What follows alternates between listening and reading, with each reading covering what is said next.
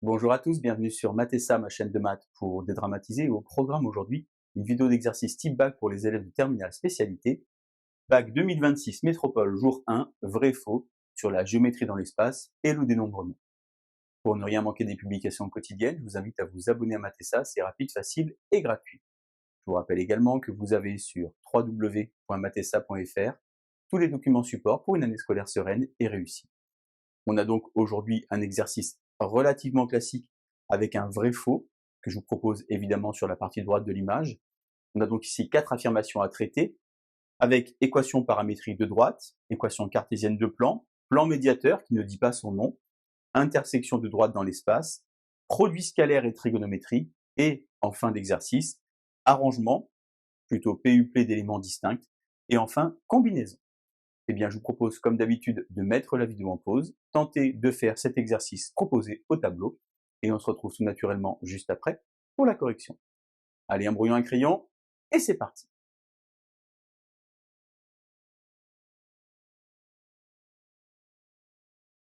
On se retrouve donc comme convenu pour la correction. Première affirmation, le plan P est orthogonal à la droite AB et passe par le milieu de AB.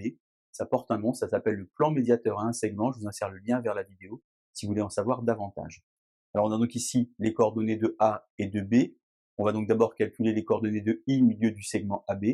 Pour cela, on fait la demi-somme, on ajoute et on divise par 2. Donc là, on a 5 demi, 1 demi, et ici, moins 1 demi. On va ensuite évaluer les coordonnées du vecteur AB, donc c'est extrémité moins origine, donc ça fait moins 1, 1, et ici, moins 5. Puisqu'on a l'équation cartésienne du plan P, on va pouvoir extraire les coordonnées d'un vecteur normal, c'est donc moins 1, 1 et moins 5. Et on se rend compte finalement ici que AB et NP sont les mêmes. On a donc que AB est aussi un vecteur normal AP. On injecte alors pour vérifier la deuxième condition, si les coordonnées de I vérifient bien l'équation ici cartésienne du plan. On a donc moins 5 demi, plus 1 demi, plus 5 demi, moins 1 demi. Et naturellement, ça simplifie, on obtient 0. Et donc, la première affirmation, le plan P est orthogonal à AB et passe par le milieu de AB, est donc ici vrai. Deuxième affirmation, maintenant, on a donc la droite D qui est fournie dans l'énoncé, et on vous demande de montrer que D et AB sont séquentes. Donc d'abord, on va écrire une équation paramétrique, ou bien un système d'équations paramétriques pour la droite AB. Donc toujours pareil, un point et un vecteur directeur. Donc par exemple, c'est 3, 0 et 2, et un vecteur directeur, naturellement, c'est AB, on l'a vu tout à l'heure, c'est donc ici, moins 1. Alors attention, il y avait T comme paramètre, donc K, K et moins 5K. On va donc ici extraire un vecteur directeur de cette droite, c'est donc ici accroché au paramètre, c'est 1, moins 1, moins 2, 1, moins 1, moins 2. Notre AB, on vient de le voir, c'est moins 1, 1 et moins 5. On peut se rendre compte ici que les deux vecteurs ne sont pas collinéaires.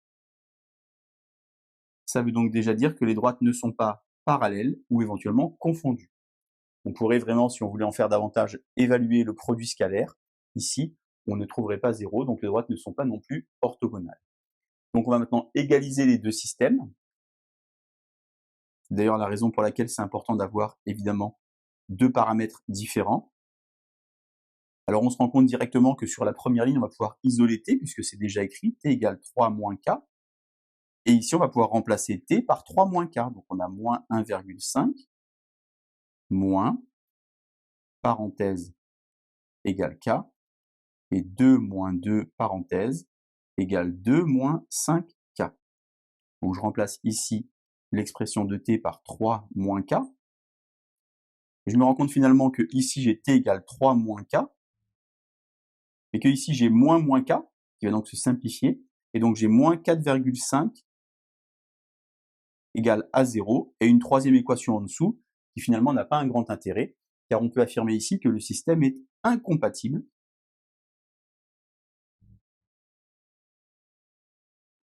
D et AB ne sont donc pas séquentes. L'affirmation 2 est donc ici fausse. On passe maintenant à une affirmation 3 qui traite d'un angle. Qui dit angle dit produit scalaire. On a donc ici les coordonnées d'un point qui s'appelle C. Alors bizarrement, C est donné avec des virgules, ça m'a un petit peu surpris au départ, et en fait ça va permettre d'avoir des résultats qui vont tomber justes. Donc d'abord on va évaluer les coordonnées du vecteur CA puis du vecteur CB, extrémité moins origine, donc c'est A moins C, donc ça fait 3 moins 1,5, ça fait donc 1,5, 0 moins 3, ça fait 3, 2 moins 1, ça fait 3. On fait pareil pour CB, donc 2 moins 1,5, ça fait donc 0,5, 1 moins 3, ça fait 4, moins 3 plus 1, ça fait donc moins 2. On va alors calculer la norme de chacun des deux vecteurs, donc vous connaissez cette formule, en tout cas j'espère. C'est celle qui est relative avec la racine carrée, comme ceci. Donc vous avez 1,5 au carré, plus 3 au carré, plus 3 au carré, comme ceci. Alors, puisque vous avez le droit à la calculatrice, eh bien, je vous insère le calcul sur le bas de l'image et vous vous rendez compte que vous obtenez 4,5. De la même manière, pour le vecteur CB, on obtient 4,5. On a donc, par exemple, que le triangle ABC est isocèle en C. Alors, pourquoi faire ça? Car au-dessus, maintenant qu'on a calculé les coordonnées ici des deux vecteurs, on va pouvoir effectuer le produit scalaire. Donc, c'est l'expression analytique. Donc, ça fait 1,5 fois 0,5. En d'autres termes, 0,75. 4 fois 3, 12, plus 12. 3 fois moins 2, moins 6. On obtient donc ici 6,75. Donc, encore une fois, les calculs ne sont pas très jolis, et vous allez vous rendre compte, et ça d'ailleurs devrait vous rassurer lors de l'épreuve, on va tomber sur quelque chose qui va tomber juste. Donc là, on a 6,75. Ici, on a 4,5 au carré, fois le cos de ACB. Et lorsque vous divisez 6,75 par 4,5 au carré, 4,5 au carré, ça fait 20,25, eh bien, vous obtenez ici un tiers. J'utilise alors ma calculatrice. Attention, gros piège en mode degré. Et vous vous rendez compte ici, je vous ai mis l'image en bas, qu'une valeur approchée, eh bien, c'est bien 70,5 degrés. On a donc ici que l'affirmation numéro 3 est donc une affirmation qui est vraie. Et enfin, affirmation numéro 4, donc un petit peu de dénombrement. Alors, c'est pas très compliqué, vraiment, c'est la base du cours. On a deux amis, Clotilde et Titouan, avec deux situations différentes. Donc, pour Clotilde, à chaque fois les mêmes questions. N égale 8 pour les deux, puisqu'on a 8 symboles. P égale 3 pour Clotilde. Et P égale 4 pour Titouan. Est-ce qu'il y a de l'ordre? Pour Clotilde, oui. Répétition, non. Pour Titouan, est-ce qu'il y a de l'ordre? Non. Répétition, non. Ça veut dire que ici, on est dans une situation qui s'appelle des arrangements. Ce mot est à la limite du programme. On parle plutôt de P-uplé d'éléments distincts. Tandis que pour Titouan, on est sur des combinaisons. Alors, combien est-ce qu'il y a d'arrangements? Eh bien, ici, vous devez calculer, si je l'écris comme ça, 8 fois 7 fois 6, qu'on peut évidemment écrire comme ceci si vous l'avez appris à 8, 3. Ça fait donc ici 336 possibilités. Tandis que pour l'ami Titouan, eh bien, c'est 4 parmi 8. On utilise sa calculatrice, on trouve alors 70 possibilités. Et il y a un petit piège, car évidemment ici, il y a plus de possibilités que ici. Mais puisqu'on vous demande qui est-ce qui a le plus de chances d'ouvrir la porte, eh bien ici, vous avez 1 sur 336, et ici, vous avez une chance sur 70. Et comme 70 est inférieur à 336, eh bien c'est Titouan qui a le plus de chances d'ouvrir la porte, et donc l'affirmation ici est vraie. Donc pour résumer, vrai, faux, vrai, vrai, c'était donc le QCM de Métropole 2026. Bonne journée sur Matessa. À bientôt.